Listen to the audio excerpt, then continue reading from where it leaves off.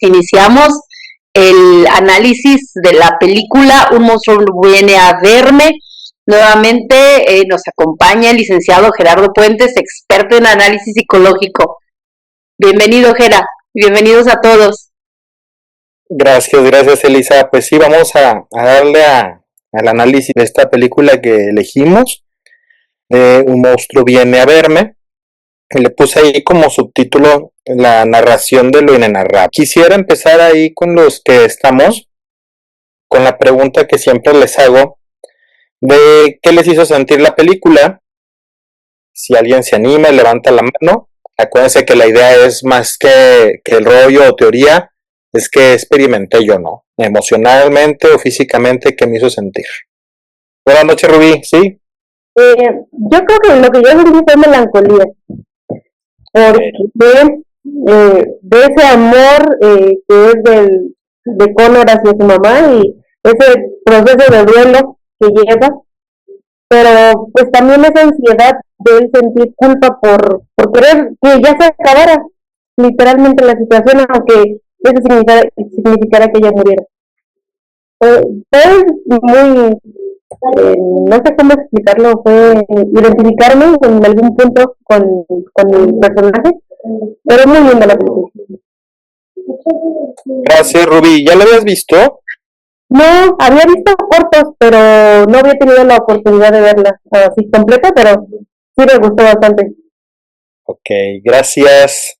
Daniel está levantando la mano. Sí, buenas noches. Pues es la primera vez que veo la película. Pues el sentimiento de todo el proceso de duelo. Bueno, al principio pues como que no le hallaba el modo, pero pues ya en el desarrollo de la trama, pues sí, toda la culpa que él venía sintiendo de querer ya terminar con ese sufrimiento, y pues sobre todo la edad del protagonista, ¿no? En este caso del niño, muy pequeño, y sin embargo se sobrepuso a la situación.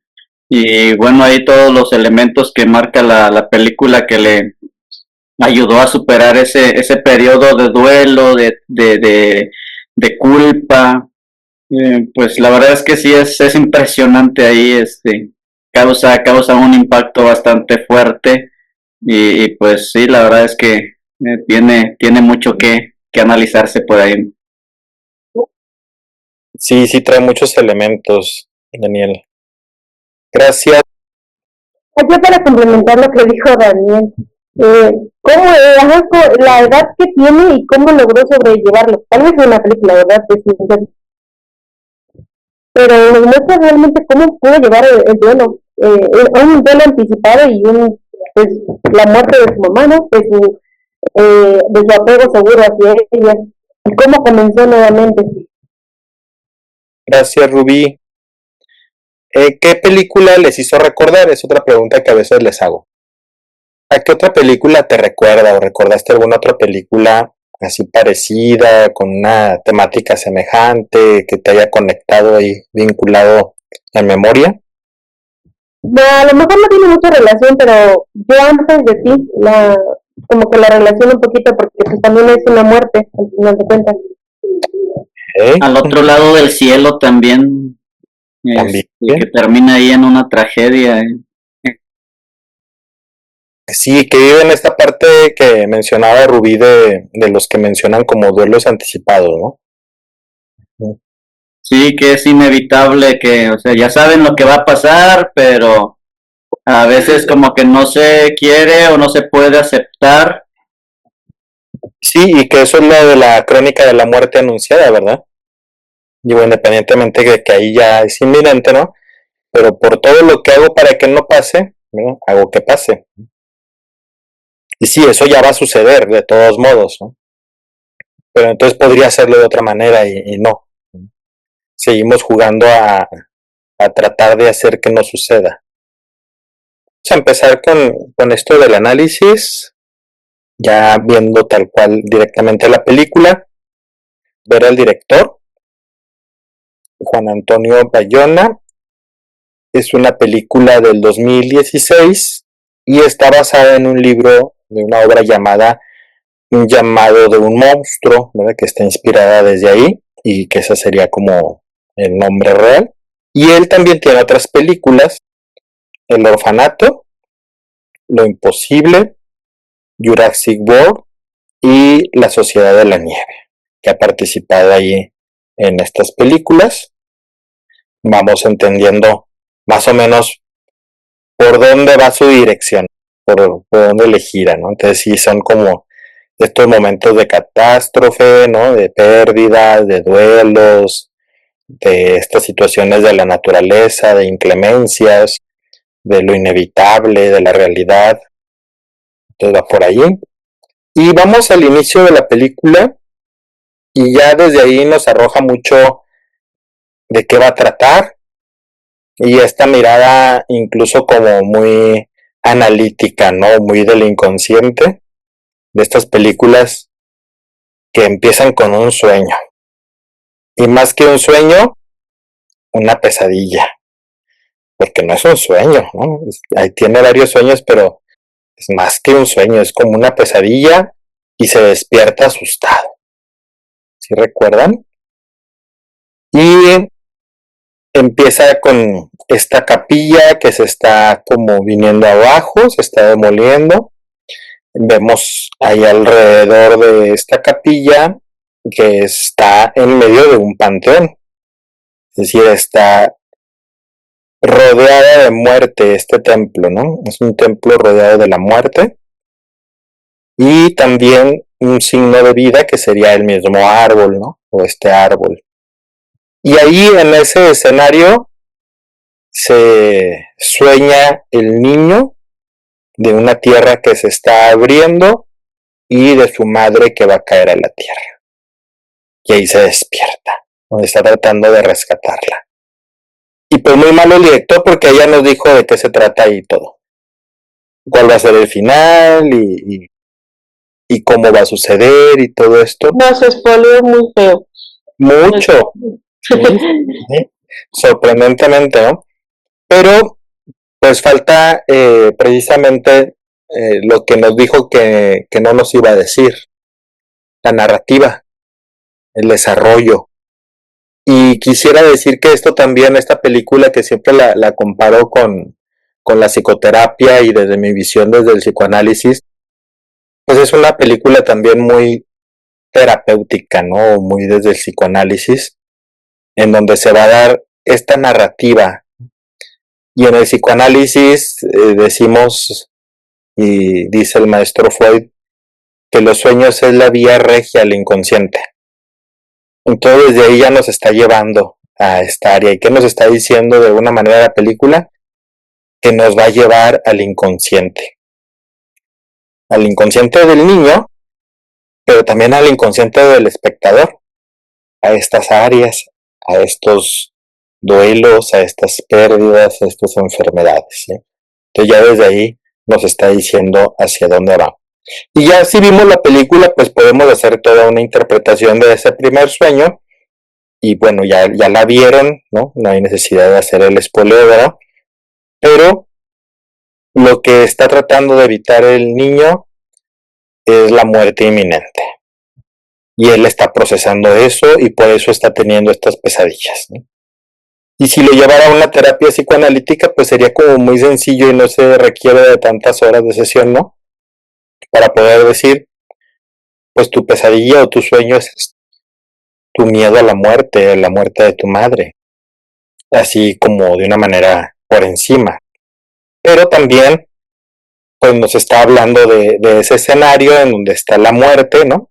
El hecho de que se va a abrir la tierra, pues es para sepultarla, es decir, está muriendo. Y la angustia que está experimentando él, pues es tratar de evitarlo. Pero es esta parte también ambivalente, ¿no? De quiero que pase, pero que no pase, ¿no? Que es el final de la película. No quiero que se muera, pero que ya se muera. No quiero que se aparte de mí, pero tampoco quiero que esté conmigo de esta manera. Entonces mejor que ya no esté.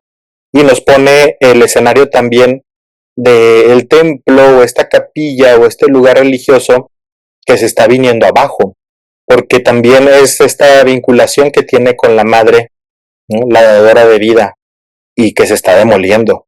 Pero también se están demoliendo las creencias, que eso pasa también en un proceso psicoanalítico, ¿no? Y en una psicoterapia, ¿no? Se empieza a demoler, hay una desestructuración para hacer una reestructuración. Entonces también podríamos decir, sí, sí está muriendo la madre, pero no solo está muriendo la madre, sino está muriendo él, sus creencias, su aprendizaje, su infancia, ¿no? Está llegando, recuerden, a la adolescencia. Entonces está descubriendo quién es él también. Entonces también se está reconstruyendo de alguna manera en su proceso natural, en su edad.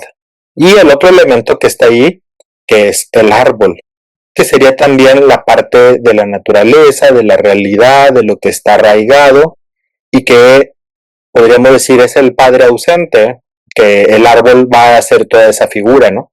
El árbol puede ser el padre, el árbol puede ser también el inconsciente, el árbol también puede ser el abuelo, que le dan esa figura en la película, ¿no? El padre de la madre, ¿no? Es el abuelo.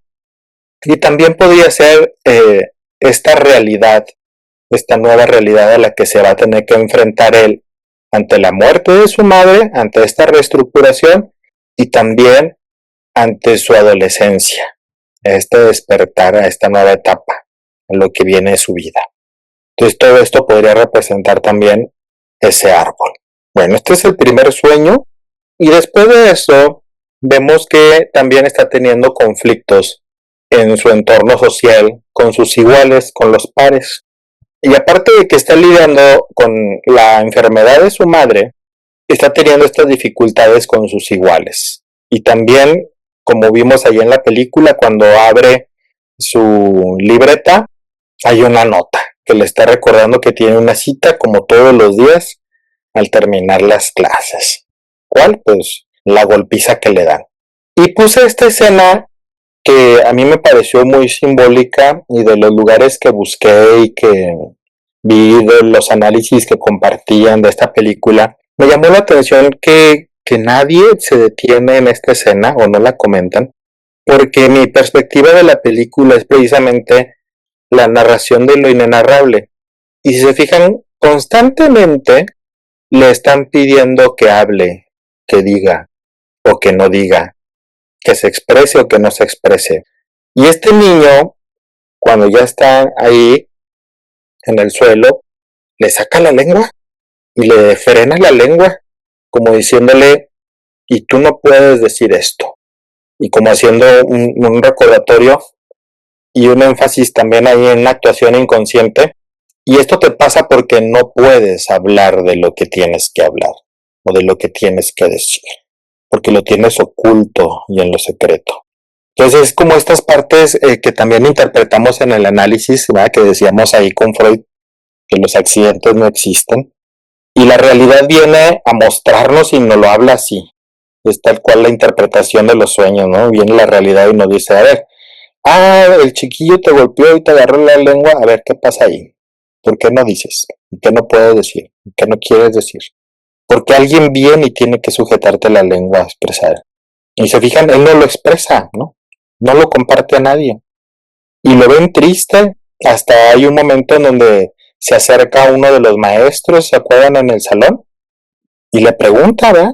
Que si está durmiendo bien, que qué le pasa, que qué tiene. Es ahí mismo en la escena anterior. ¿Y él dice algo? No, no lo expresa. Tenía que decirlo, ¿verdad? Ahí era esa figura de autoridad, y ahí tenía que expresarlo, ¿no? El otro lo estaba amedrentando con la mirada, ¿verdad? Y con la nota. Tenía ahí una prueba incluso, ¿verdad? Con la nota. El maestro fácilmente iba a reconocer su letra, que era de ese alumno. Pero como él tiene ausencia de su padre y esta figura de autoridad y esta realidad, y está pasando por este proceso de la enfermedad de la madre, se siente totalmente abandonado, se siente en el suelo, pues no tiene estos elementos y estos recursos, ¿verdad? Y simplemente se lo calla, que es lo que él está utilizando, el no expresar, el no decir. Y se fijaron también, él expresa. ¿Cómo expresa? Él dibujaba, ¿sí? Hay para los de artes terapias y demás, que hacen esto de los dibujitos y todo esto, incluso también los psicólogos más tradicionales o del lado de la clínica, ¿no? Que también usan mucho no solo lo de la arteterapia, sino las mentadas pruebas proyectivas. A veces ahí empieza todo, ¿sí? Una prueba proyectiva de las primeras sesiones es como la punta del hilo, ¿no? Que le jalas para desatar el nudo, y a veces la prueba proyectiva es eso. No digo que eso solucione todo, por ejemplo, en una arteterapia. Sí puede desatar y hay que ir más a lo profundo y que es el dibujo, interpretarlo y que pueda expresar. Porque sí está expresando, pero así como lo hacemos en el arte rupestre, como decimos, ¿verdad? Es una expresión universal, pero primitiva, y que también nos puede llevar a lo sublime, pero que no está tocando la narrativa, ¿no? No está tocando esta construcción desde el lenguaje, que sí tiene un simbolismo, ¿no? Pero falta la narrativa, el expresarlo verbalmente de este lenguaje, de esta construcción, el darle esta comprensión, ¿no? Porque se puede quedar igual, sí, como la vía regia al inconsciente, como un sueño, pero si se fijan en los sueños tenemos como estas partes en donde faltan algunos elementos, en donde puede estar confuso. Entonces sí, el dibujo podemos verlo y entender cosas y llegar a lo profundo, sí, pero tenemos que hacer esta construcción, porque se va dando esta simbolización y esta expresión y esta narrativa que puede estar faltando. Entonces él hace eso, se fijan, él cuando se encuentra ya después con el monstruo, empieza a tener los dibujos, empieza a girar su lápiz. También en la escena ahí donde se acerca el maestro y se fijan, él tiene también un dibujo en su libreta del salón. Entonces es una manera que él está utilizando para descargar y depositar también ahí.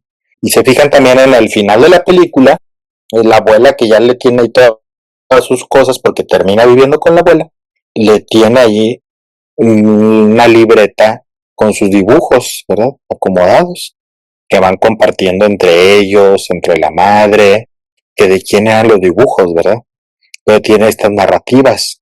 Y esa era una manera en que también ellos se expresaban con el lenguaje del dibujo, ¿verdad? De la acuarela.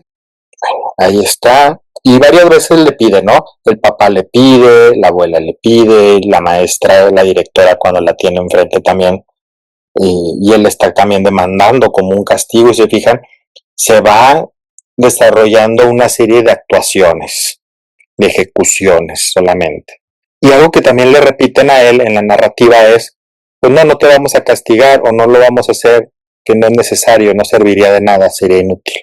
Y le están dando voz también a esto que él no expresa, porque también es, sí, yo le doy el medicamento, yo tengo guardado el medicamento de mi mamá, yo se lo comparto, pero es algo de, yo ya no puedo hacer nada, que se lo están diciendo ellos también, que él necesitaba escuchar eso. Si recuerdan, él también está en otra escena, igual en la escuela, en donde ya se puso unos audífonos. Ella también ya se cerró de algún modo para ya no escuchar más. Ahí está con este chico ahí que le está sujetando la lengua.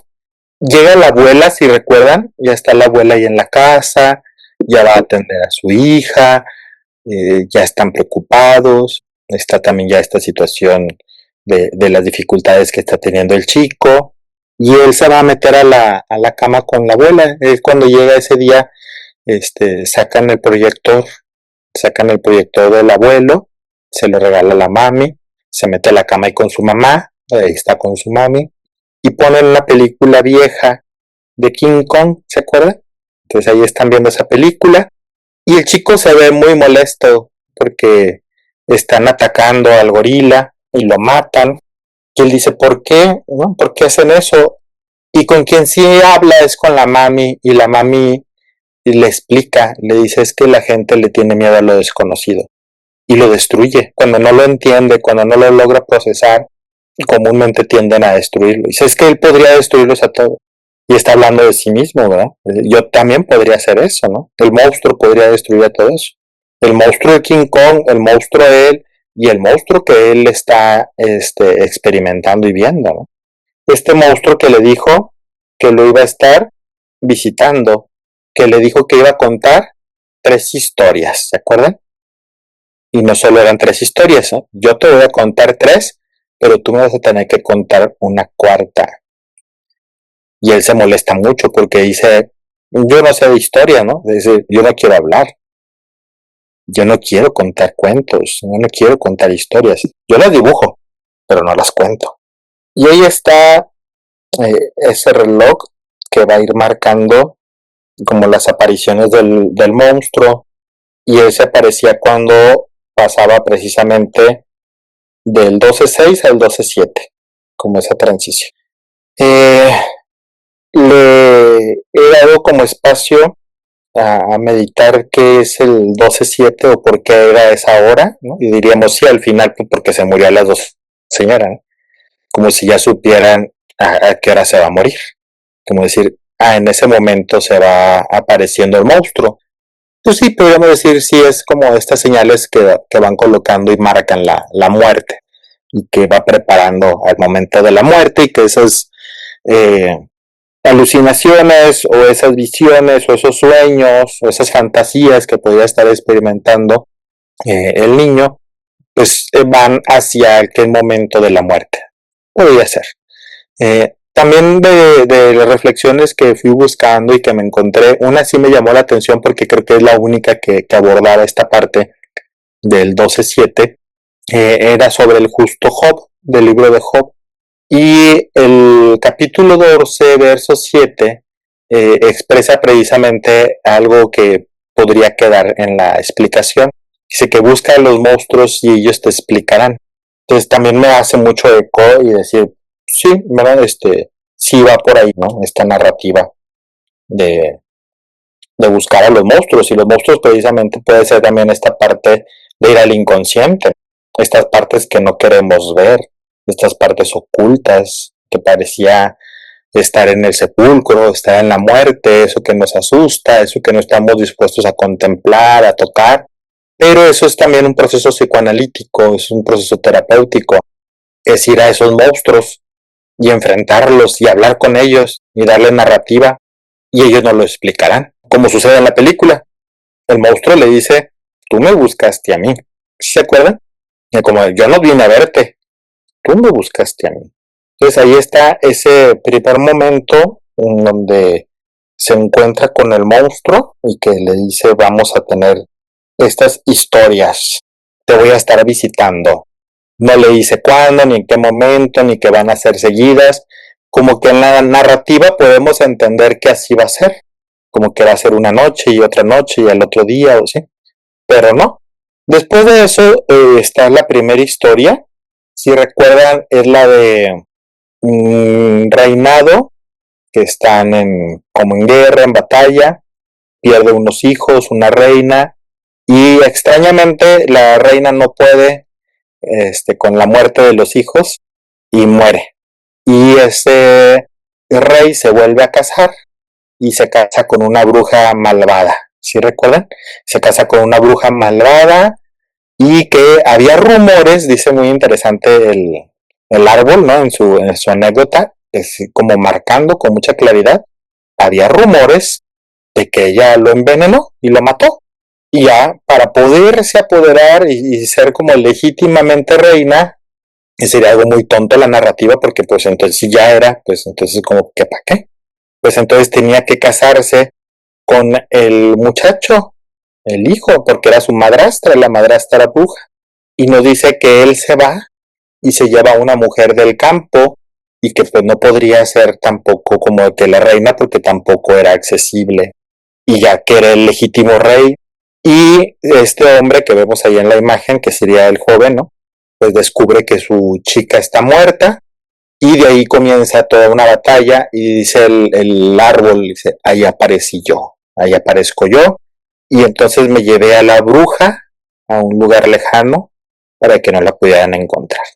Y el chico, pues que fue un rey y que reinó por mucho tiempo, ¿verdad? Y era pues para quedarse con el reinado él solo, ¿no? Y que fue un gobernante justo, bueno, y que vivió hace mucho tiempo. Y vemos a nuestro personaje principal, al chico, ¿verdad?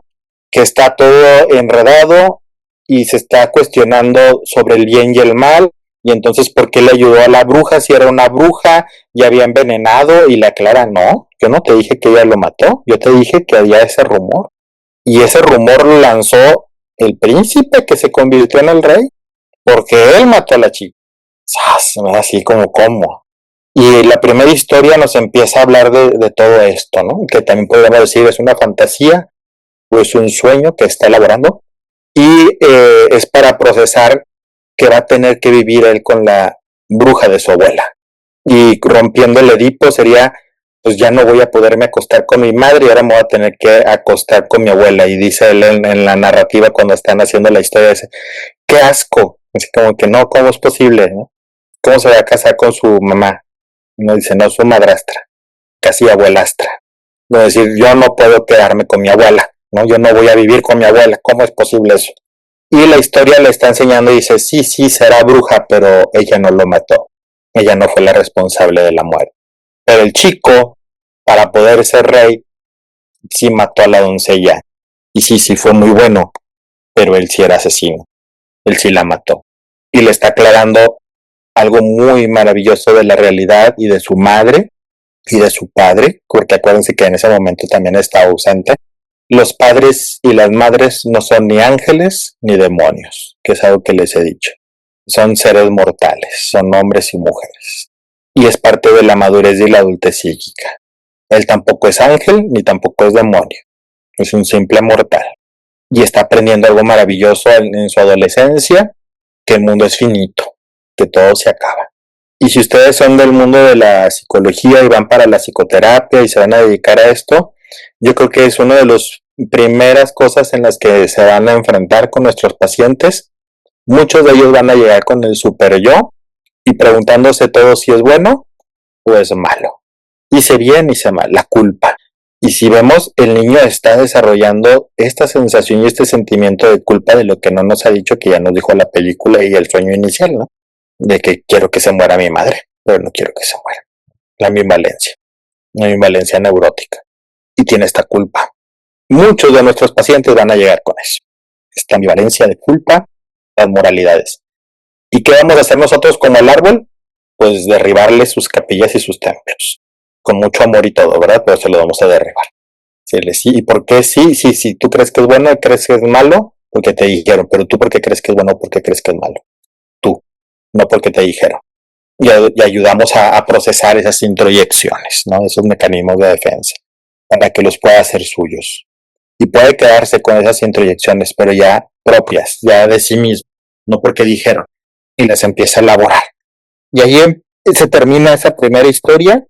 Y pues el chico no queda muy contento, ¿verdad? Con esa historia, ¿no? Es casi que son tonterías, ¿no?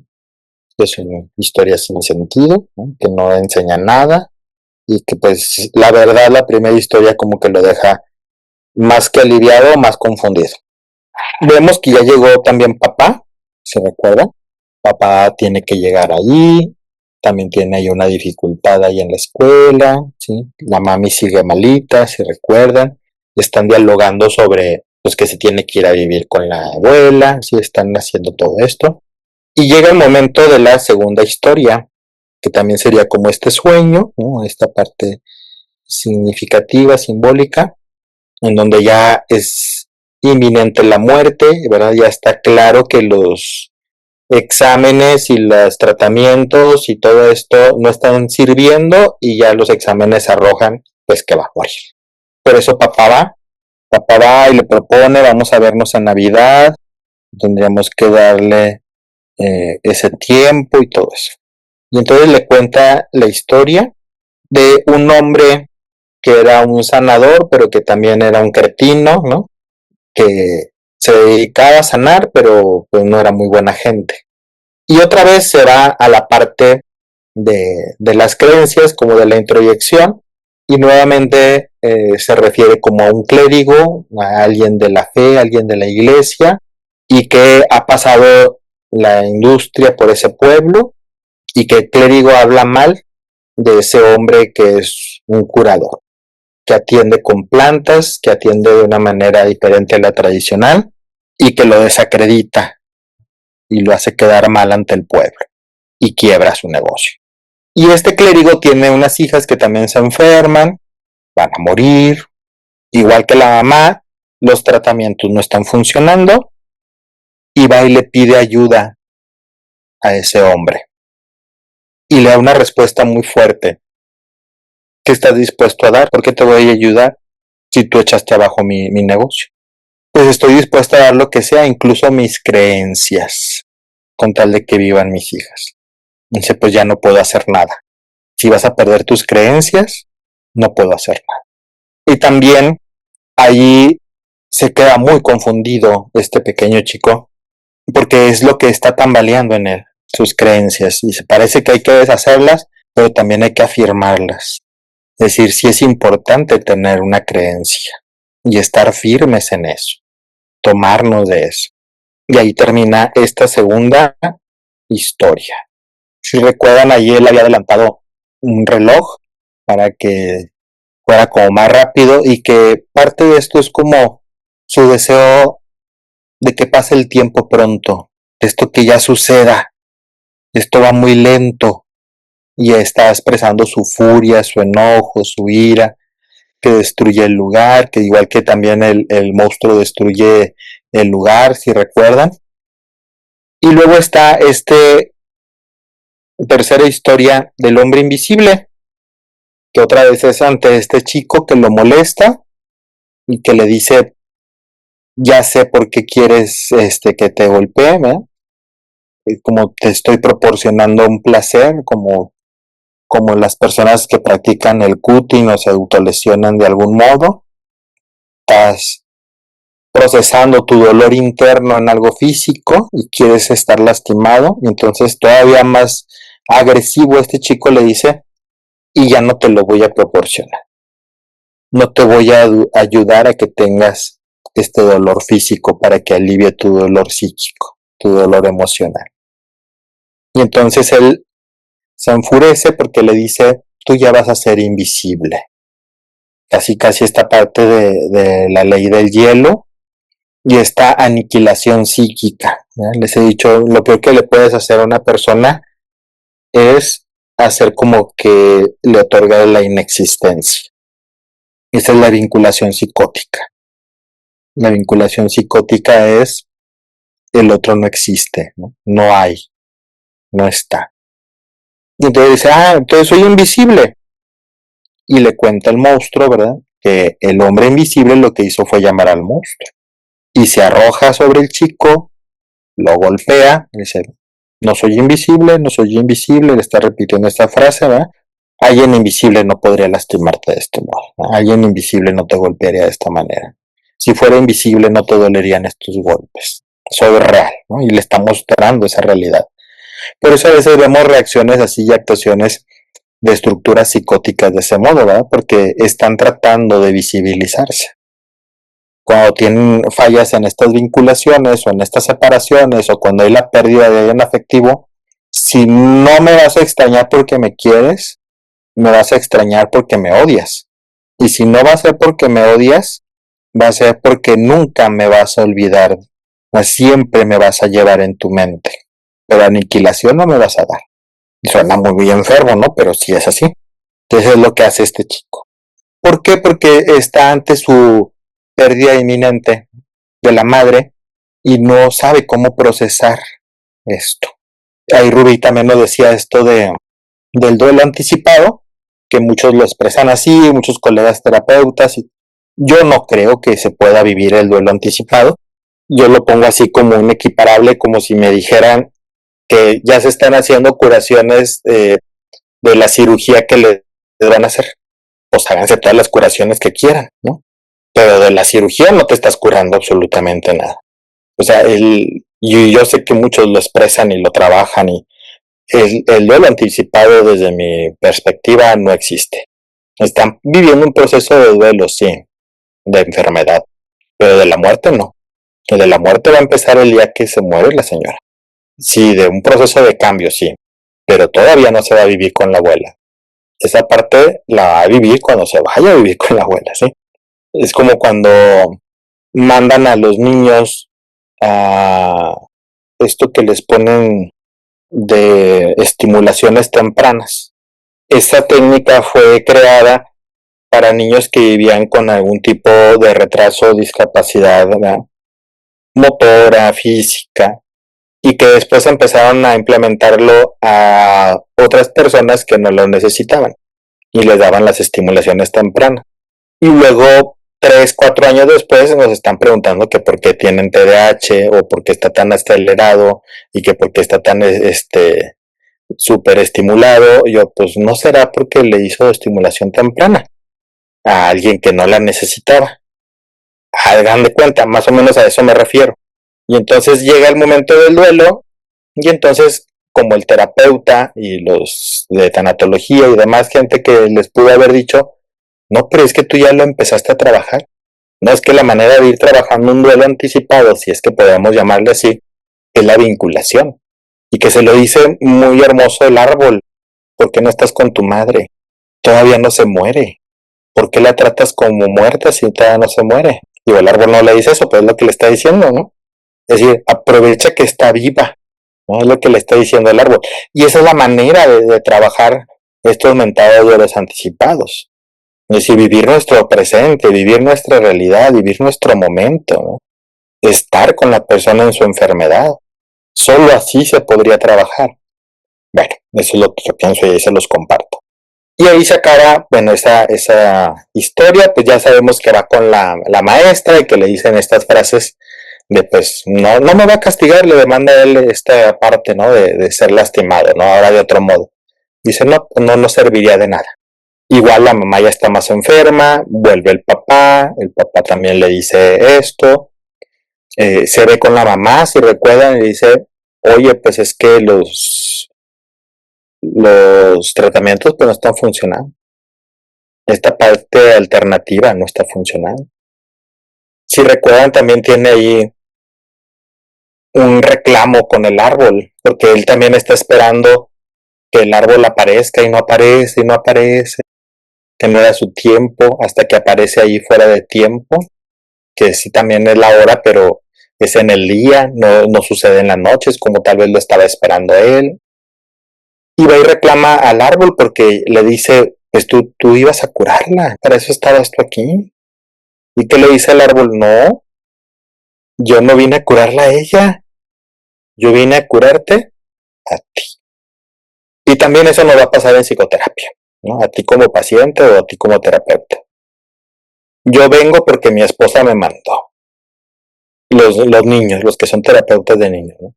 Pues yo estoy aquí porque mi mami me trajo. Y pues sí, con un niño casi siempre pues los papis o la maestra o la escuela les va a mandar porque tiene no sé qué. Pero en realidad el problema no es de ellos.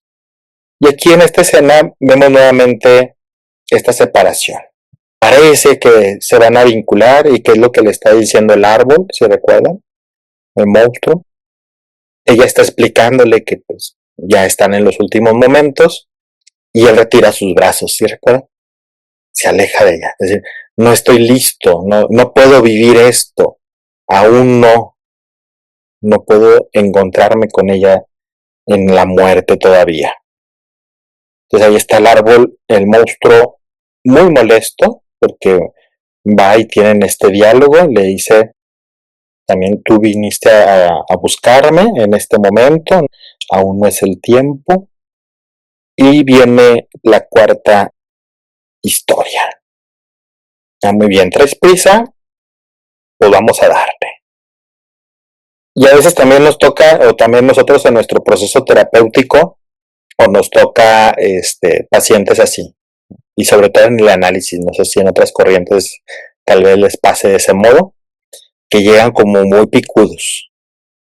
Oye, pero entonces tú pues no me dices nada.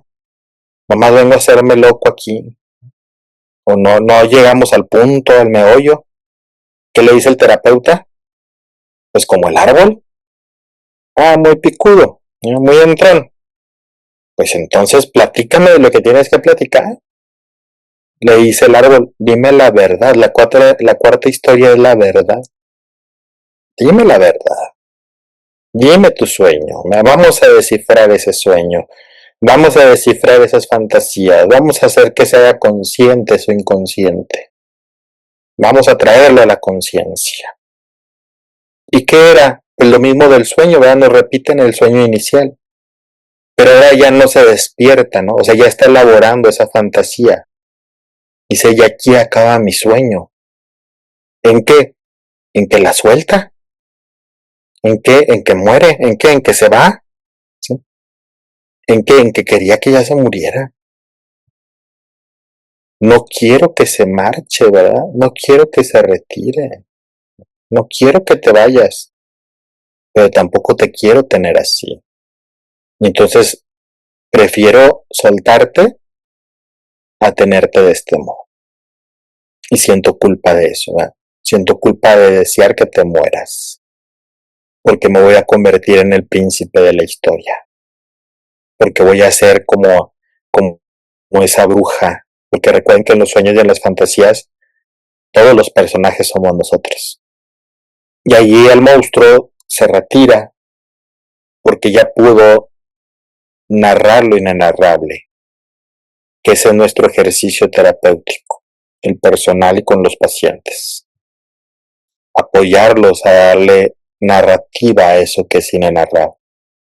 A ver y tocar aquello que no se puede expresar, que no se está dispuesto, que nos asusta y nos despertamos. Pero que no nos despertamos, en realidad nos estamos durmiendo nuevamente. La terapia nos hace despertar, ver aquello que no estamos dispuestos a ver. Y nos asusta. Y llega ese momento, ¿no? En donde otra vez el reloj marca las 12:07. En donde abraza a su madre. Solo podemos odiar a lo que amamos. Si no lo amáramos nos valdría madres. No importaría. Solo lo que es importante para nosotros nos causa enojo, nos causa tristeza, nos causa un dolor. Porque está esa presencia amorosa, está ese vínculo, está ese miedo, deseo, perderlo. Y existe esa fantasía en el fondo de que si no estamos presentes, no nos va a doler. Y si tenemos ese apego evitativo que le llaman algunos ahí desde el DCM y esas cosas, no vamos a experimentar el dolor. Y no es cierto. Al contrario, va a ser nuestra fortaleza. Esos momentos vividos, ¿no? Eso compartido. Entonces, básicamente esto es, y termina ahí con que siempre pues sí se va a vivir con la abuela y tiene esos dibujos ahí ya con él, en donde empieza a procesar esa parte. Y pues yo sí creo que estaban expresando por medio del arte o estos dibujos su proceso de este duelo anticipado que le llaman, ¿no? O su proceso de enfermedad, viviéndose en estos personajes, ya que no le podían dar tal cual la narrativa. Y ese personaje del árbol, creo que para la mamá era su papá, era el abuelo del niño, y que tuvieron un vínculo así ausente, un vínculo separado ante la pérdida. Y también, si se fijan, ella tampoco pudo permanecer con su marido, también tenía como una separación, un divorcio, ¿no? Y el niño pues también estaba teniendo estas dificultades, ¿no? Para estar con su mamá, su ambivalencia, su no deseo a perderla, tampoco querer estar con la abuela. Entonces se volvió a repetir como este patrón de sus vínculos con su hombre, como pasaba en la historia primera que se contó. Y en estos temores a perder a las hijas o a los hijos, que se vive ahí, y de quedar de alguna manera como invisibles, como en la tercera historia, ¿no? De que eso pasa mucho en los vínculos de pérdidas y de separaciones. El papá parece que está ausente, parece que está invisible, tal vez el abuelo también así estaba, ¿verdad? Ausente, invisible. Cuando le dicen al chico, tú no existes, eres invisible, por eso se detona toda esa parte. Como decir, no, aquí estoy. Y en el último dibujito, pues aparece ahí como la mami de esa niña, con su abuelo, ¿no? Con su papá, con el abuelo del niño, como en el hombro, como volviendo a esa presencia en la muerte con el padre. Hasta aquí mi análisis o lo que logro ver de la película que quería compartirles. Algo más que compartir, algo más que decir. A mí me encanta cuando la mamá le dice, cuando el niño se acerca y no le puede hablar y la mamá le dice que le entiende y es que no sé qué palabras usa, pero le dice que cuando ella ya no esté, que él no se sienta mal por no haberle podido decir nada. Esa escena se Sí, me hace bien. le da permiso, le dice que está bien. Ujú. Y si recuerdan que él está como en ese dilema de si es bueno o malo y en esa culpa, y ella le da ese permiso. Y se fijan, su entorno le está dando permisos. La directora le da el permiso, el papá le da permiso, le madra la sala a la abuela, ¿no? O ahí a la casa, pues, y también le da permiso. O sea, parece que no lo regañan por eso. No, de hecho la mamá le dice que si está enojado que golpee, que rompa. Entonces, ahí, ahí está bien eso, no sé. Sí, ¿Cómo? digo, tal vez no lo puede expresar de otro modo, ¿no? Que lo estaba haciendo a través de los dibujos. Se fijan también de la primera, de las primeras escenas antes de lo de la sala, él sale y también está golpeando como un contenedor de basura ahí en el andador, en el pasillo ahí externo, ¿no? En el exterior. Claro. Entonces, sí, él ya también estaba actuando como esa ira, reprimida, ¿no? Y Exacto, también, y también eso, nos va a tocar a nosotros como terapeutas dar ciertos permisos en ese sentido de, digo, no ir a decirle sí está bien y golpea todo y destruye todo. Digo, así lo va a entender alguno de los pacientes, ¿no? Como escribe la carta y quémala. Pues no es tan literal, ¿no? Eso no le podemos decir a todos en esa medida. quemar O a sea, quien se traigo la carta y ya que me... sí, sobre todo a las estructuras, límites, a los border hay que tener mucho cuidado porque a veces no entienden mucho lo simbólico, son como muy literales. Pero sí vamos a irle dando permisos sobre todo a estas partes neuróticas o a las partes que son muy super yoicas o así, que tienen los introyectos así súper muy estructurados, ¿no? Que están como muy reprimidos. Enseñarles a tocar sus emociones, sus sentimientos y darles permiso, ¿no? De ese sentido de decir, está bien que te experimentes así. Está bien, o sea, como que si en su dinámica familiar no era bien visto tocar la tristeza o el enojo o el dolor, o ¿sí? El amor, y darles permiso de decir, está bien que ahora lo hagas, no pasa nada si te está sucediendo, si lo estás viviendo. Pero hasta qué punto, Jera, porque era destrozo tras destrozo tras destrozo. O sea, porque el destrozar el departamento de la abuela, porque él decía es que huele a viejo, está viejo y voy a vivir aquí, al final el inconsciente pues destroza algo que no quiero vivir en esto, pero irse hasta los golpes, claro que por demás que era un agresivo el niño este, ¿no? Pero hasta qué punto permitir esto, ¿sí me explico?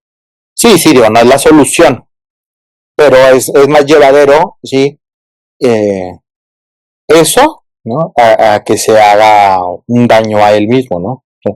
Es más llevadero que destruya el espacio físico, un mueble, unos trastes, ¿no? A que se autolesione. Yo sé que tampoco no es la respuesta correcta, pero es más llevadera en ese sentido. Y parte de nuestra intervención en una psicoterapia, ¿no? Será como ir formando en estas cosas que pueden ser como de kinder, de psicoeducación, ¿no? Que en otros momentos les he dicho. Pues sí, serás muy psicoanalista o serás muy quién sabe qué de cuál corriente y decir, ay, pues no, yo no me dedico a la psicoeducación. Si es lo que necesita el paciente y es parte de dar un modelaje en su manera de contactar con las emociones, con los sentimientos, esa es nuestra intervención. Y esa es nuestra interpretación. Y eso es lo que le vamos a aportar, ¿no? Entonces, este niño está teniendo dificultades con estas culpas, con estos enojos, y no sabe cómo procesarlos. ¿Se fijan? No sabe cómo modelarlos. Por eso sucede eso. Ani, Sí, gracias. Dentro de los permisos que comenta por ahí el licenciado Gerardo, yo entiendo que hay ocasiones que incluso el mismo entorno tiene limitaciones para el sujeto. Es decir, tiene paradigmas, tiene prejuicios que se han ido formando, ¿no? De acuerdo a su entorno familiar, que le han dicho, no sé, incluso hasta algún tabú. Oye, es que no hagas esto porque está mal. No sé, me voy por ejemplo a un extremo que diga, no, pues es que no llores porque los hombres no lloran. Ajá. Pues en este tipo de situaciones digo, o sea, por muy hombre que sea, tiene derecho y tiene sentimientos y los debe de expresar incluso llorando. Entonces yo creo que también por ahí va, bueno, yo así lo entiendo, el asunto de los permisos que comenta, que pues trabajar esa parte, no, pues está bien si lloras, o sea, no hay ningún problema. Está bien si de momento quieres estar solo, no es algo malo. O sea, bueno, yo así lo entiendo en ese sentido. Sí, y va por ahí, ¿no? Esta parte de ir modelando y ir dando permisos. Claro, acá está tratando de ser culpable, ¿no? Y de ser castigado. Porque en realidad eso es lo que nos va hablando Freud de la compulsión a la repetición. Es decir, esto que no narramos, lo hacemos. Esto que decimos en el psicoanálisis y también creo que en la Gestalt lo utilizan. Lo que no se dice, se hace. Es una actuación. Entonces él se está conteniendo esta culpa, él se está conteniendo esta ambivalencia, este deseo de muerte de la madre, pero también al mismo tiempo que no se vaya, y entonces va a empezar a hacer estos actos violentos. Y porque como él siente el deseo de la muerte de la madre, pues se siente culpable y entonces va a empezar a hacer cosas para merecer un castigo. Así es como funcionamos y así lo hacen muchos de los pacientes. Entonces, si se fijan, van a tener este tipo de actuaciones en las dinámicas de culpa para merecer un castigo. Que puede ser desde actos rebeldes como los de este niño, de nuestros niños, de nosotros mismos, hasta actos delictivos, en donde van a necesitar que si papá o mamá no pueden ponerle un freno, pues va a venir la autoridad. Y el freno pues va a ser la cárcel. Hasta que nos hacemos conscientes que eso es lo que está haciendo el árbol, ¿verdad? Que le está diciendo, es que dime la verdad. Es que la verdad es que no quiero que se vaya. Sí, le dice el árbol, sí. Pero dime la verdad. Es que la verdad es que ya quiero que esto acabe.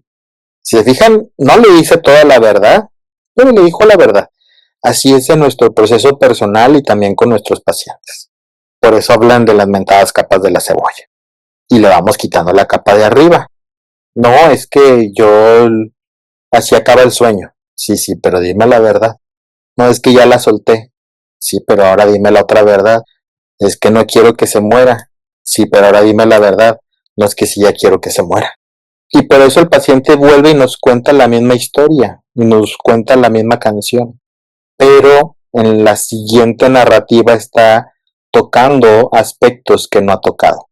Está integrando elementos que están emergiendo esa conciencia. Y por eso a veces los pacientes nos dicen algo así, ¿no? Como, ay, pero es que siempre vengo y le hablo de lo mismo. No te apures, si me hablas de lo mismo es porque necesitas hablarme de lo mismo. Ay, pero ¿cuántas veces? ¿Cuántas veces sea necesario? Y si me cuentas la misma historia 100 veces, yo la voy a volver a oír 100 veces. Pero ¿para qué? No sirve de nada, ¿eh? ¿Qué es lo que le decía el niño al árbol? Tus cuentos no sirven de nada, tus historias. Bueno, entonces tú cuéntame la tuya. Yo te voy a contar 3 historias, tú me vas a contar la cuarta que es la verdad. Eso es lo que hacemos. Bueno, yo tengo una duda respecto a lo que comentó del duelo anticipado, que no se debe de tomar como tal duelo anticipado. Entonces, cuando mencionan que, bueno, en un divorcio o una separación, que ya se vivió el duelo en la relación, ¿no es como tal cierto? ¿O qué proceso se lleva ahí? No, fíjate que yo lo he visto con los pacientes y se vive la fantasía como del niño, ¿no? Como que, pues yo ya viví la enfermedad y sí. Así pasa con las parejas, así como, pues ya ni me interesa, ya no nos llevamos bien, ya, sí. Parece que ya está procesado todo eso.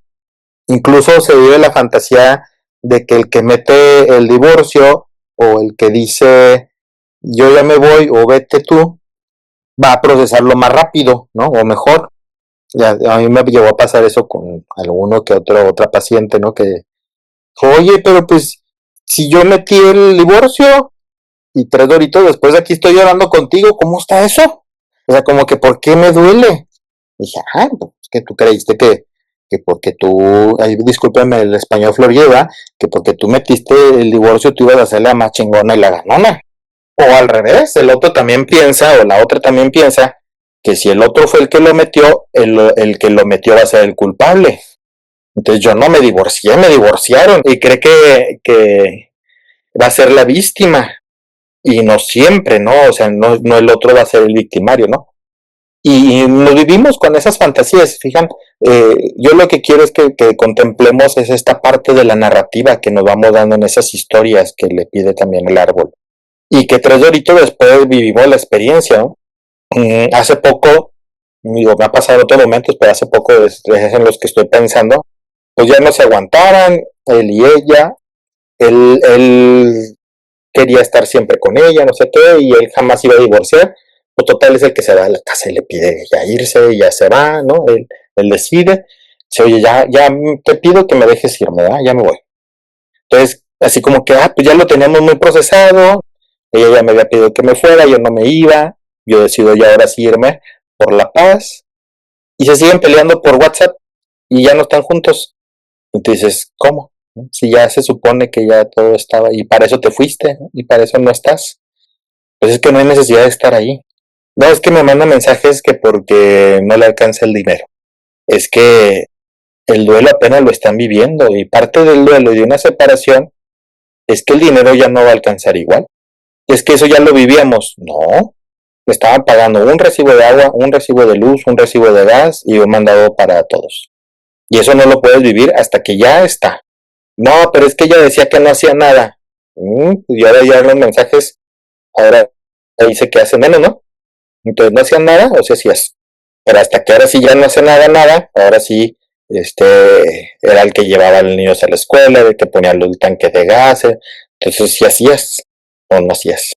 Y también ella sí lavaba, ella sí planchaba, ella sí trabajaba, su dinero sí aportaba, era menos que el tuyo, pero sí valía.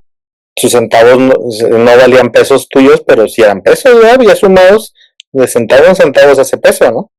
Pero entonces no se le da valor a ese peso. Entonces, hasta que ya estamos viviendo esa situación, empezamos a experimentar el duelo, ¿no?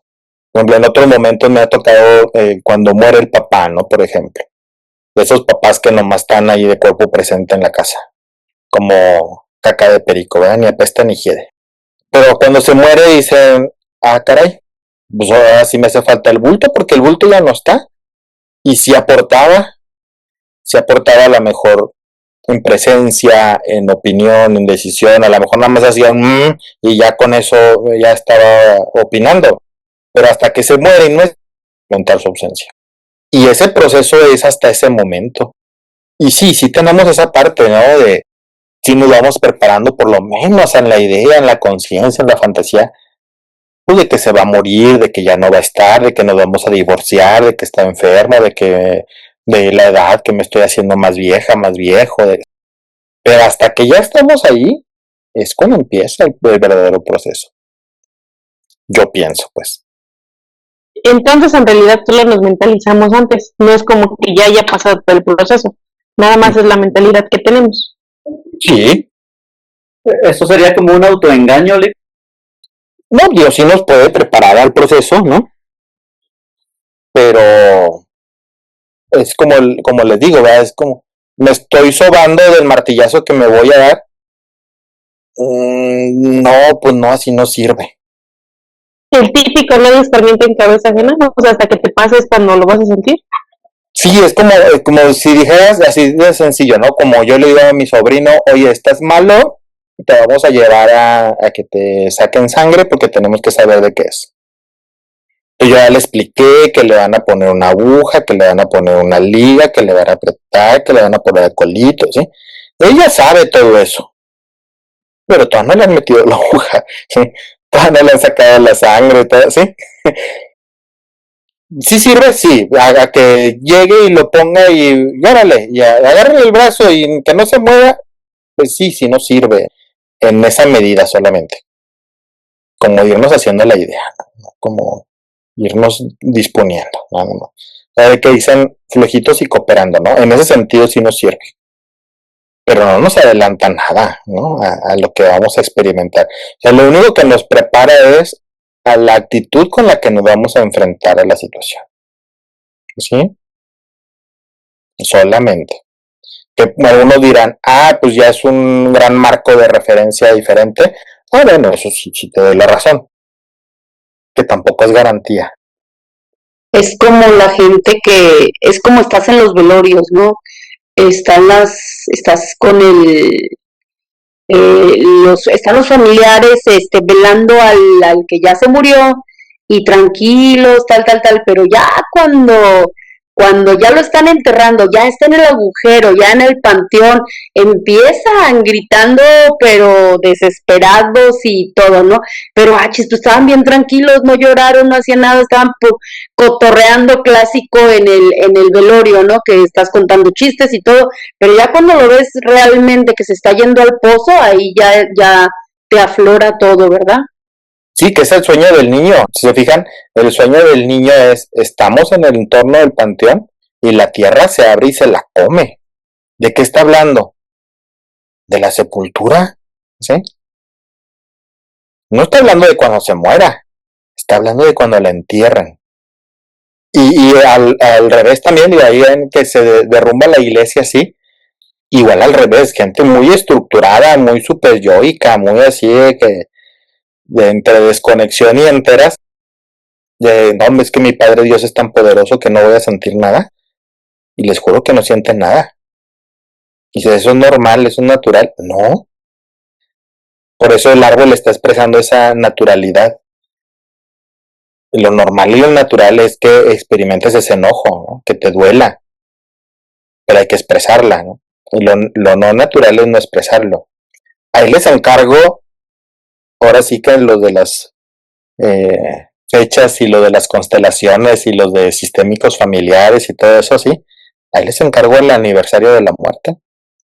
Y la etapa que tienes que vivir, o sea, la tienes que pasar, si no la pasas en ese momento, la vas a pasar, es como la adolescencia esta, ¿no? No tuviste adolescencia, no la viviste, ahí andas a los 50, 60 de adolescente. Entonces, la etapa la tienes que pasar en algún momento. Dijo Don Erickson, no se brincan, nomás se viven fuera de tiempo. Igual, ¿sí? Eso no se brinca, nada más se vive fuera de tiempo. Entonces sí, el duelo, aunque digas, no, pues no empezó el día que lo sepultamos, o no empezó cuando le dio el cáncer, o no empezó cuando, sí, va a salir al mes, a los 3 meses, al año, sí. Y ni van a saber por qué, porque va a estar tan reprimido y tan negado y tan inconsciente, que tal vez lo van a somatizar, tal vez lo van a negar, tal vez van a tener un accidente. Y qué extraño, cada año para estas fechas me vuelve a suceder esto. Casi me mato. Y el año pasado choqué. Y el año antepasado tuve un accidente y casi me corto un dedo. Y el otro, sí. Y qué raro que siempre para estas fechas. Ya hasta que da el análisis o la terapia le dice, oiga, ¿y no le pasó algo como para estas fechas antes? Ay, sí, se murió tal persona. ¿Y usted no como que no quería morirse con esa persona? ¿Será que me quiero matar? Pues no, ¿será que quiere irse con él? No le suena como que sí. Y ahí empezamos a procesar, y a veces ahí empiezan ya a vivenciar y darle narración a estos duelos, ¿no? Que en la fantasía o los negamos o creíamos que ya los teníamos procesados, ¿no? Con duelos anticipados. Y no es por demeritar trabajos de otros, ¿no? Pero, es que ya lo vivimos con el tanatólogo y casi nos echamos un curso en el de cáncer cuando nos avisaron que era cáncer y hicimos todo el proceso. Y dice, sí sirve. Pero la parte de vivirlo cuando ya no esté esa persona con la que teníamos el vínculo, apenas se va a vivir, o sea, no te la brincas. Sí nos sirvió mucho que nos dijera que nos quiere y que nos va a extrañar y que vamos a arreglar lo de los testamentos y para no quedarnos nadie peleados, ¿sí? y que te faltaba por hacer, así tipo Pashams, ¿no? Yo quiero nadar en espagueti, en una alberca llena de espagueti. Sí, sí, podemos hacer todo eso, ¿no? Yo quisiera vivir en Egipto y haber ido un mes y ya le pagaron el mes y se fueron a Egipto. Qué lindo. Pero eso no te va a quitar la parte de la muerte y de la pérdida, del duelo, del sufrimiento, ¿no? Esa parte la tienes que atravesar. Y el duelo se lleva diferente, por ejemplo, cuando tú eres cercano a la persona que fallece y tú estás ahí constante con él, a que si la persona fallece y tú te encuentras lejos, o sea que no pudiste ir, Sí, sí, claro. Sí, sí. ¿en qué afecta diferente? Bueno, aparte de la sensación, claro.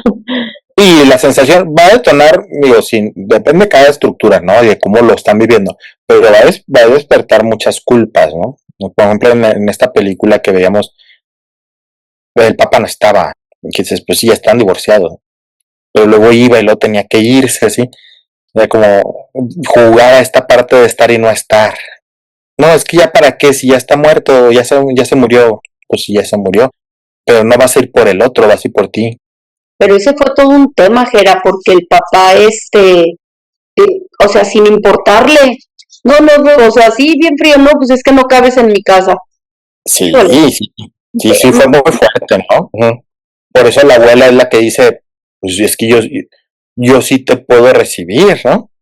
Y ese fue el detonante también, si mal no recuerdo, para que Connor explotara y desacomodara la sala y eso, ¿no? O sea, que no le importaba. Sí, porque es como yo no tengo cabida en tu vida, yo no quepo contigo. que Y golpeara el piso, ¿no? Porque le dices, no soy invisible. Para el papá era invisible. claro, y con la que me quiere recibir, pues yo no quiero, ¿verdad? ¿Por qué? Porque donde yo quiero no me reciben.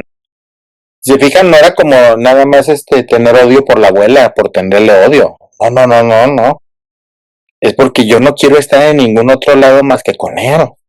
Pero bueno, yo no considero que haya sido tonto así, que haya querido estar con su papá, tal vez sí lo quería o como sea, pero él quería alejarse de la situación. Entonces, estando con la abuela, iba a sentir otra vez esa carga o seguir recordando a su mamá. Entonces, si él en algún momento se iba con su papá, se iba a alejar de la situación. O sea, como que quería olvidarse un poco. Yo lo interpreté así.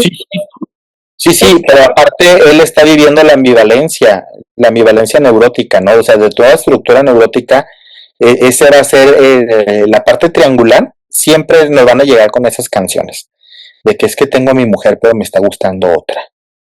Es que tengo el trabajo y tengo el puesto, pero quiero también el de mi compañero. O sea, siempre nos van a estar hablando de esas cosas, ¿no? El problema de los neuróticos siempre va a ser eso, ¿no? La entrada del tercero, que sí le da realidad, sí le da presencia, pero ¿cómo lo arreglo? ¿No? Y entonces acá el papá le dice, bueno, vente conmigo en Navidad. Entonces no se moría la señora ni era la solución para la muerte. Pero ¿qué le dice el chiquillo? No, pues es que él quería vivir con él. Y yo quiero estar con ella, pero cuando está con ella, sí, o sea, le dice, no puedo irme porque quiero estar con mi mamá, ¿sí? Pero cuando está la mamá con la mamá, no está con la mamá. ¿Se fijan? Pues es que es muchísimo dolor, ¿no? Verla así. Porque desde que llega la abuela le dice que un niño de 13 años, o no sé cómo le dice, al ver a la madre así, pues limpiaría la cocina, ¿no? Entonces, me imagino yo, pues el que él ya estaba en una depresión, tristeza, no quería ver nada, ¿no? No, y quería tener todo en orden, tenerlo todo bien. Él era el marido de su mamá.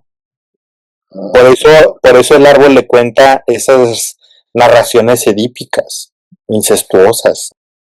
Como entonces la madre que pierde el hijo, pero entonces la reina no pudo soportarlo y entonces el rey se vuelve a casar, pero entonces se casa con alguien más joven que él, pero es una bruja, pero luego se le muere el esposo a la bruja, pero luego la bruja quiere estar con el hijastro, ¿sí? Es esos relatos.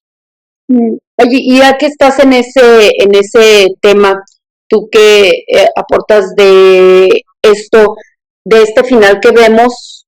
bueno, lo vemos casi desde a mediados de película, ¿no? Que está platicando la mamá, que la mamá veía el árbol, o lo vemos al último donde la mamá pues tiene su libro de cuentos y tiene las historias ahí.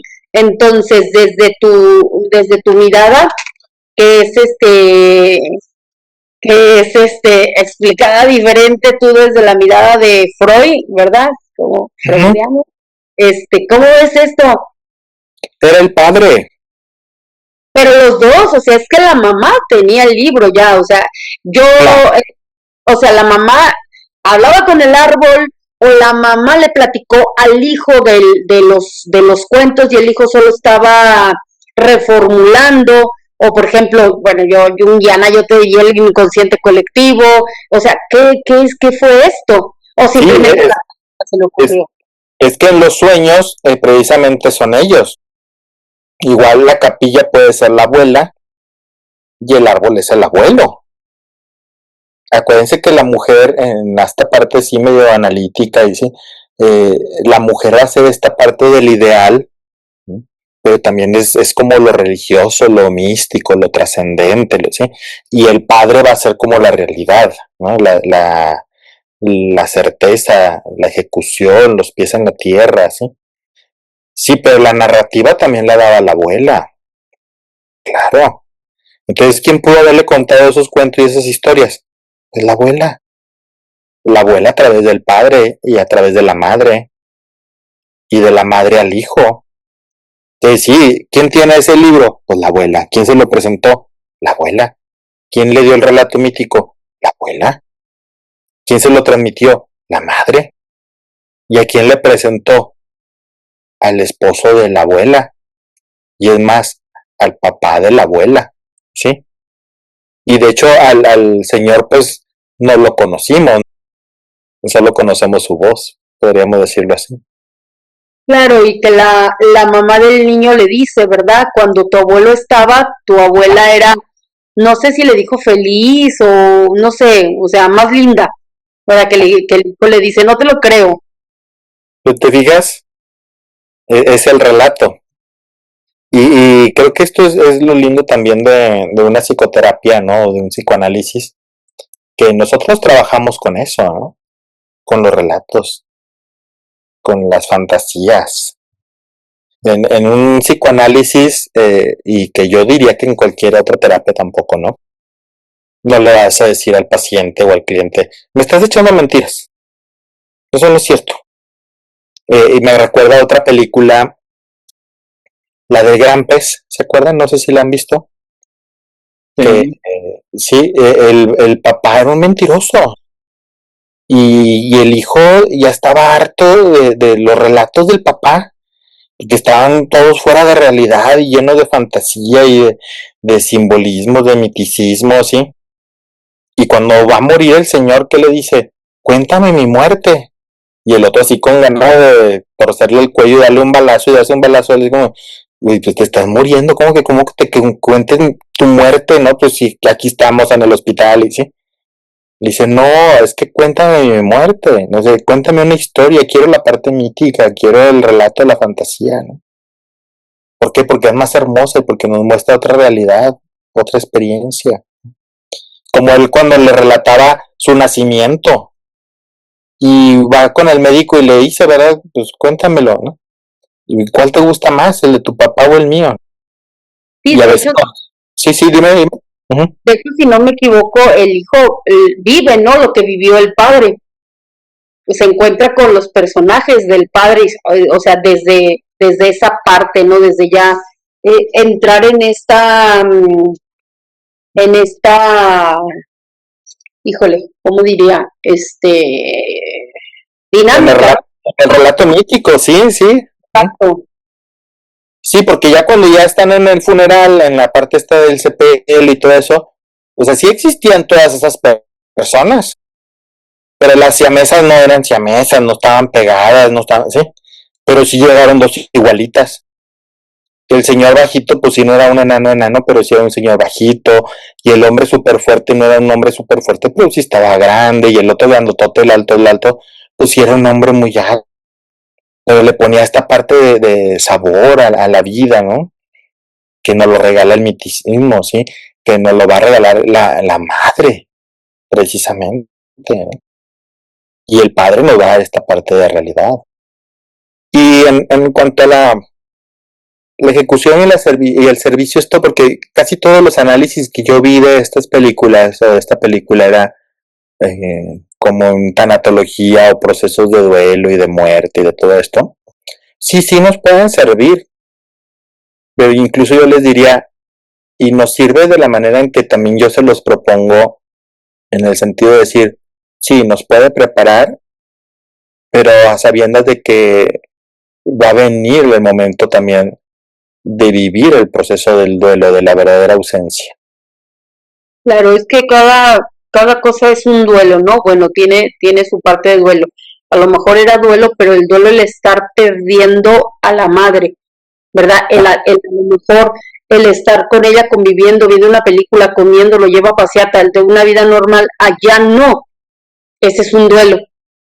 Ya no puede salir de la casa, ya no puede salir de la cama, apenas se sorprende cuando entra y la ve en la sala. Ok, ese es el proceso, pero también ya cuando ya no está la mamá, ya la enterró, ya está en el pozo, ya iniciaría el duelo. O a lo mejor todavía no le va a iniciar, todavía va a ser más adelante, ¿verdad? Pero que lo tiene que vivir, lo tiene que vivir. Sí, y gran parte de cómo superarlos o vivir esos duelos, como también comentaba Rubí ahorita, sí es que el truco es ese, ¿no? Como estar viviendo el presente, la hora, ¿no? Como nos lo enseña la Gestalt. Es estar así como está en la proyección con la madre enferma viendo la película de King Kong. Y ya se quedó dormida, pues ya se quedó dormida. Ir a verla en el hospital, ¿no? Cuando va y la visita, está aquí, sí está aquí. Ajá. Y se pudo despedir. Igual, ya no está la madre, hay que vivir el duelo, sí, no hay que hacerla loco y todo, pero es empezar a hacer vínculo y relación ahora con la abuela, con la que sí está. Porque entonces nuestra vida se va a convertir en una ausencia de vínculos, negando las presencias reales. Cuando en realidad esa es la manera de superar un duelo. Haber disfrutado de nuestro presente, nuestra vinculación, nuestra hora, nuestro contacto, nuestra presencia, nuestros corajes, nuestras comidas compartidas, nuestros gestos, nuestros pleitos, ¿sí? Eso. El abuela también otro tema tremendo, ¿no? Porque muy fuerte, muy agresiva con el niño, así como si no lo quisiera, como si no, valorara como si no, exacto, como si él no existiera, ¿no? Su dolor, el dolor del niño. Entonces sí, eso fue así también como agresivo, ¿no? Un poquito, no un poquito, bastante. Creo que fue su forma también de procesar, ¿no? Esa parte, digo, en ese aspecto yo lo dividiría en dos partes. Cada quien está viviendo su propio proceso de una forma muy distinta. Y sí, ¿qué es lo que le está diciendo ella, no? Y creo que la película nos lleva a esa parte, ¿no? Como dice Daniel, no solo él está perdiendo a alguien, ¿no? Él está perdiendo a la madre y la madre está perdiendo a una hija, ¿no? La abuela está perdiendo a su hija. Y los dos se van a acompañar en ese duelo al vivir ahora juntos, ¿no? Y que también, digo, la película ya no nos muestra eso, ¿no? Sería maravilloso, como dice Elisa, que el chiquillo siguiera siendo actor, ¿no? Y hiciera la segunda parte, ¿no? Ahora como el diablo viste a la moda o así, que hagan una segunda parte de esto y que siguió después, ¿no? Porque imagínense esa mujer, no sé cuánta edad tendría ahí, se supone que el niño tiene 12 años, ella también perdió su vida, la vida que tenía la perdió. Se supone que ella ya acabó, ya crió un hijo, una hija, ya pasó su divorcio ella, ya perdió ella también a su marido, ¿sí? Y luego de repente, pues ya vivir con un nieto de la nada y empezar a hacer vida juntos, ¿sí? También ella perdió su vida, el niño perdió su vida. Quizá, pues entre mi abuela y mi padre, pues mejor mi padre, pero mi padre no me da cabida, ¿no? Entonces, pues bueno, tengo que vivir con esta mujer. Entonces, ahí también la parte esta de este nuevo duelo, de este proceso que van a vivir, es vinculándose, ¿no? Es aprovechando, es estar ahora en ese momento, ¿no? Y que ese es el mejor camino para superar un duelo, ¿no? Y les digo, no es para evitar y hacernos locos y la ausencia, no, sino que continúa una vida, ¿no? Y parte del proceso en esta recuperación es eso, ¿no? Es estar en nuestra vida, es continuar con nuestra vida. Bueno, si no hay más, pues bueno, nos vemos el siguiente mes. Nos despedimos y bendecida noche, chicos. Descansen, nos vemos. Hasta luego. Hasta luego. Muchas gracias. Buenas noches, gracias. Gracias, bye bye. Bye.